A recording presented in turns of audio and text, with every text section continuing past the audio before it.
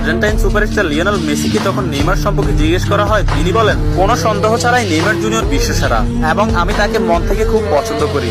এবং Argentine midfielder Rodrigo De Paul বলেছেন, যারা নেইমার জুনিয়রকে ভালোবাসে না তারা ফুটবলই বোঝে না। ফ্রান্সের বিশ্বকাপ জয়ী কিলিয়ান এমবাপ্পে বলেছেন, নেইমার শুধু ফুটবলের রাজা নয়, মহারাজাও বটে।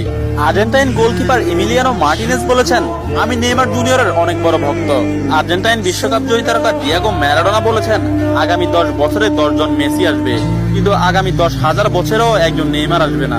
পোল্যান্ড ও বার্সেলোনা স্ট্রাইকার রবার্ট লেভানডস্কি বলেছেন, নেইমারের মতো ফুটবলার জন্ম নিতে হলে আপনাকে 100 বছর অপেক্ষা করতে হবে। তাছাড়া ইংল্যান্ডের প্রিন্স ডেভিড বেকহাম বলেছেন, আজ পর্যন্ত এমন কোন ফুটবলার আমি দেখিনি যার ভেতর নেইমারের মতো ফুটবল আইকিউ আছে, এবং ফুটবলের ক্ষেত্রে কেউই নেইমারের লেভেলের নয়, সে দুর্দান্ত।